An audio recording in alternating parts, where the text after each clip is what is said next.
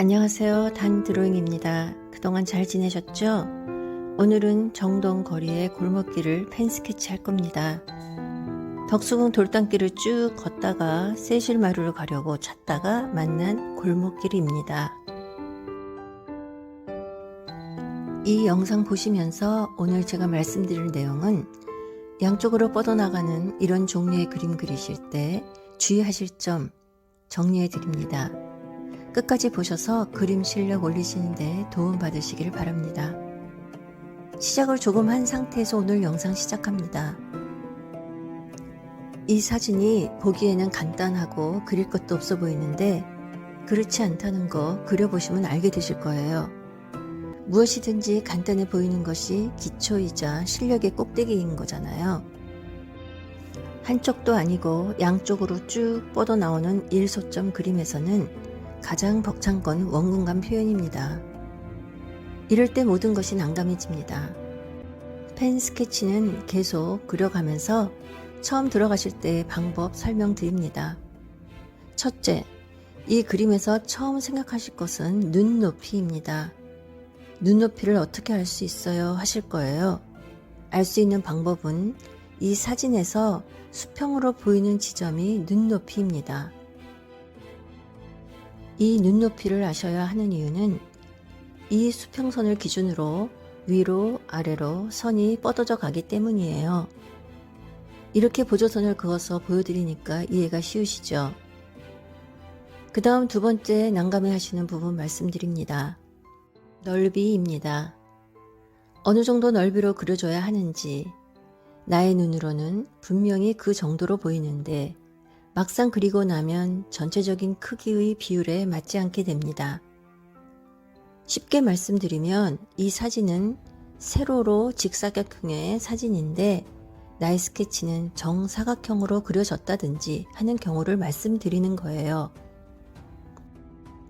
왜 그럴까?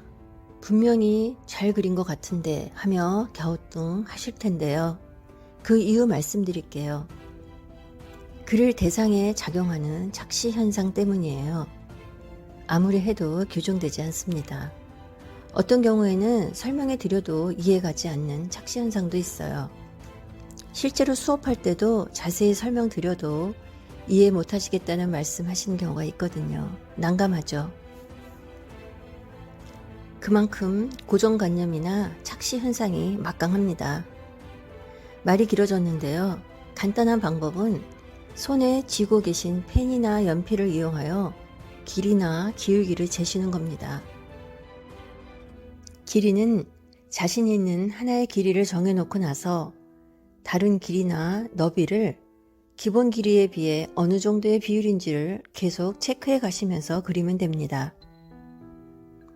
그렇게 하시면 생각보다 훨씬 짧거나 넓지 않은 것을 내가 길게 넓게 봤구나를 곧 알아차리시게 될 거예요. 기울기도 나의 눈으로 보는 것보다 훨씬 기울어졌을 경우가 많습니다. 그래서 전체적인 그림의 폭이 직사각형이 아닌 정사각형으로 그려지게 되는 겁니다. 펜으로 기울기나 넓이를 비교해 가시면서 잘 자리 잡으시고 나시면 그 다음으로 남는 숙제는 반복되는 수많은 기와와 돌담에 반복되는 모양, 왼쪽에 샌드위치 판넬로 지어진 건물의 수많은 줄, 땅바닥에 수많은 벽돌, 이렇게 계속되는 것에 지루함을 덜어주도록 그려지게 하는 겁니다. 그렇게 그려지도록 하는 방법 말씀드릴게요. 셋째, 보여지는 모양들은 정말 직선이기도 하고 무척 규칙적이기 때문에 그것을 그대로 그리신다면 어떤 분은 자를 대고 그리시는 경우도 보긴 했습니다. 뭐 마음대로죠. 그림이니까.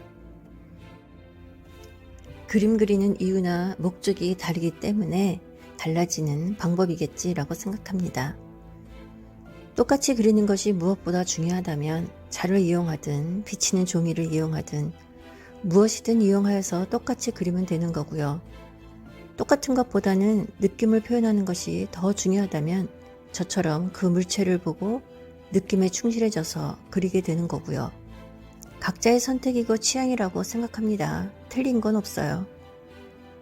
그러나 저는 워낙 자유로운 것을 좋아하다 보니 자는 싫어하고요. 빼뚤빼뚤한 선과 점을 사용하여 되도록 세월이 느껴지는 돌담을 표현할 겁니다. 선을 그으실 때는 똑같이 그린다는 생각을 버리시고 전체적인 유형을 파악하시고 나서 님 마음대로 그으세요. 더 기울어지게 하셔도 되고 돌덩이가 하나 더 탄생되어도 괜찮습니다. 여러분이 새롭게 쌓아가세요. 그러셔도 됩니다. 자, 여기서 주의하실 점이 있습니다. 앞에서는 눈높이가 중요하였다면 지금은 소실점입니다. 네 번째, 소시점 찾기입니다. 소시점 찾는 방법은 정말 어렵죠? 소실점을 모르겠으니 쭉 뻗어나가는 선을 긋는다는 건 불가능해 보입니다.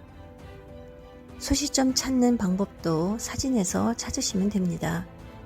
선을 그어볼까요? 선이 모아지는 점이 보이시나요? 이것이 소실점입니다. 소실점을 찾으셨다면 그림에서 소실점을 꼭 찍으시고 그 소실점을 중심으로 뻗어나가시면 됩니다. 다섯째, 바닥의 원근감에 대하여 따로 말씀드린 이유가 있습니다. 바닥은 옆에서 봤을 때 곧게 직선으로 놓여져 있는 길이 아닙니다. 그런 길도 있긴 하겠으나 거의 없다고 보시면 돼요. 이 길도 마찬가지로 휘어 있습니다. 골목의 길이 휘어져 있는 것을 말씀드리는 것이 아니라 길 바닥에 휘어 있음을 말씀드리는 거예요. 그래서 우리가 아래 바닥의 기울기를 표현할 때는 나의 앞으로 올수록 아주 규칙적으로 간격을 넓혀주시면 어색해 보이세요.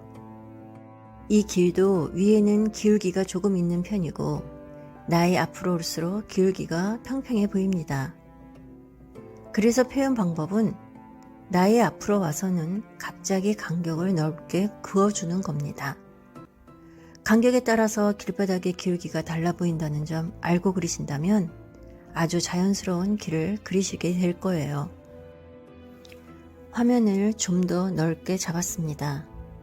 이유는 위의 파란 하늘이 있고 오른쪽으로 가까이에 나뭇가지가 있어서 그것을 그리는 모습을 보여드리기 위해서예요. 하늘이 있어서 직사각형의 그림이 완성되는 사진이에요. 그리실 때 종이의 위 부분을 남겨놓으시고 시작하셔야 마지막 나무 그리며 드디어 그림이 완성되게 됩니다.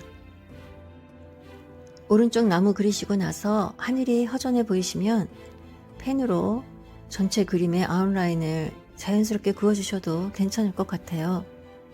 저는 그냥 비어있는 느낌이 좋아서 긋진 않았습니다. 펜 작업은 어느 정도 마무리되어 가고 그 다음으로는 마카로 명암을 줄 거예요. 사용하는 펜은 사용할 때 알려드리겠습니다. 그리면서 그때그때의 소재에 맞춤 설명을 자세히 해드리고 있습니다. 기초과정에서 따로 이론적인 면을 한 번씩 습득하셨다면 그 다음부터는 실전입니다. 기초 이론을 계속 공부하시면 실력이 조금씩 나아지긴 하겠으나 더딥니다. 저는 마치 옆에서 설명해 드리듯이 그날 그리는 그림에서 알아야 할 것을 자세하고 친절하게 설명을 함께 담고 있습니다. 이렇듯 다양한 소재를 그려가신다면 정말 실전에 강한 실력을 지니시게 될 것을 약속드려요. 펜과 종이만 있으면 되세요. 화방 안 가셔도 되고요. 문구점이나 서점, 마트에서도 파는 조금 도톰한 무지공책 사시면 됩니다. 일상 속의 작은 물건 그리는 것도 앞으로 올릴 예정이에요. 처음 시작하시고 두려운 분들에게 큰 도움 되리라 생각합니다. 오늘처럼 까다로운 그림 그리시고 나면 확실하게 업그레이드 되는 자신을 느끼실 수 있어요. 지난번에 정동제일교회를 그린 것에 이어 두 번째 정동거리 스케치입니다. 예쁘고 고즈넉한 분위기의 정동거리는 정말 매력 있습니다. 여러분도 시간 되시면 겨울의 정동거리를 즐겨보시면 좋을 것 같아요. 그때 갔을 때 덤은 곳곳에 배치된 경비들의 밝은 미소와 친절한 안내였습니다. 다시 한번 느꼈죠. 밝은 미소와 친절이 참 중요하다는 것을요. 오늘은 무엇을 덤으로 여러분에게 보여드릴까 하다가 얼마 전에 우연히 알게 된 러시아 화가를 소개해드릴까 합니다.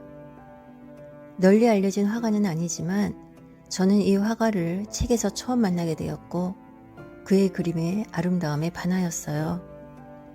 이름은 이삭 일리치 레비탄. 1860년에서 1900년 사이에 살다 가신 분입니다. 러시아의 대자연을 주제로 서정적인 풍경화를 주로 그렸습니다. 그는 어려서 부모를 잃고 모스크바 미술학교에서 그림을 그리기 시작하였고 리얼리즘 회화의 발전에 주력하였어요. 유럽 각지를 돌며 독특한 풍경화를 그렸습니다. 그의 작품은 모스크바 트레티아코프 미술관에 소장되어 있습니다. 펜 스케치 열심히 보고 계신데 잠깐 그의 작품 감상하고 다시 이어가겠습니다.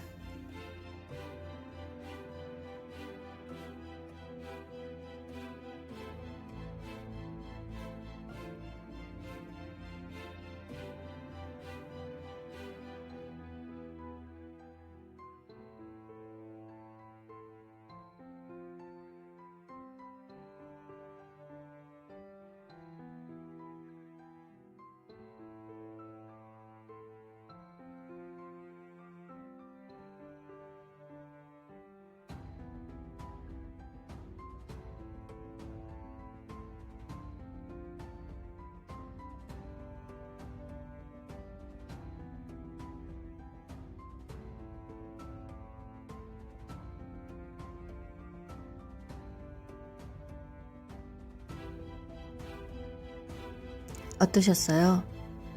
그의 그림을 보면 대체로 어둡고 무거운 색감을 느낄 수 있어요. 색이 풍부한 듯 하면서도 절제된 느낌. 흐린 날, 석양, 햇빛이 강하게 느껴지지 않고 대체로 햇빛이 가려지거나 뉘엿뉘엿 지고 있거나 합니다. 가난하고 처지가 비관적이었던 환경에 배어든 걸까요? 구도 멋지고 색감도 멋지고 감동이 있는 작품들입니다. 작가들도 이렇듯 힘든 인생을 살다 간 사람이 많습니다.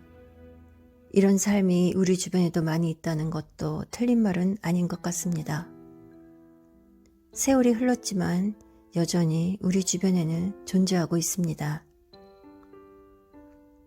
이렇듯 어렵고 비관적인 시절을 겪은 분도 계실 테고 아닌 분도 계실 테고 또 지금도 계속되고 있는 분도 계실 겁니다. 언젠가는 이 시기가 지나갈 것이라고 희망을 품고 살아가며 인내하고 있죠. 그러나 저는 이렇게도 생각해 봅니다. 벗어난다는 희망보다 더 희망적인 것은 지금을 사랑하는 것이라고요. 시점을 미래에 두고 지금을 철저히 비관하는 것보다는 시점을 지금에 두고 지금을 철저히 사랑하는 것은 어떨까 하고요. 시점이 미래에 가 있다는 것은 지금을 부정하고 있다는 겁니다. 나의 인생에 놓인 불행한 요소들은 대체로 지나가지 않을 뿐더러 그것을 지나가리라 생각하는 것이 별로 희망적이지 않다는 것을 알고는 있지만 인정하고 싶지 않아서겠죠. 고질적인 문제가 계속 고민이어서 나를 파먹고 있다면 그것은 이제 그것이 문제인 것이 아니라 내가 문제인 것이라는 것을 깨달아야 합니다. 레비탄처럼 자신을 구원해 가야겠습니다. 오늘 영상 어떠셨나요? 간단한 사진으로 보이고 간단한 스케치 같아 보이지만 직접 해보시면 아주 좋은 공부 소재 되실 거예요. 오늘 말씀드렸던 5가지는 언젠가는 그림 그리실 때 잠재적으로 기억에 담겨 있다가 실력 발휘에 쓰여지게 되실 겁니다. 정말로 간절히 그림이 잘 그리고 싶으시다면 차근차근히 해 나가시면 됩니다. 서두르지 마시고 그냥 꾸준히 하시면 됩니다. 좋은 시간 보내셨나요? 앞으로도 꾸준하게 여러분과 함께 좋은 시간 만들어가고 싶은 단드로잉입니다. 좋아요, 구독은 제게 따뜻한 차 한 잔과 같습니다. 꾹 눌러주시고 댓글로 서로 마음 전하게 되길 바랍니다. 아직 스케치가 조금 남았어요. 끝까지 함께 해주셔서 고맙습니다. 다음 영상에서 또 만나요.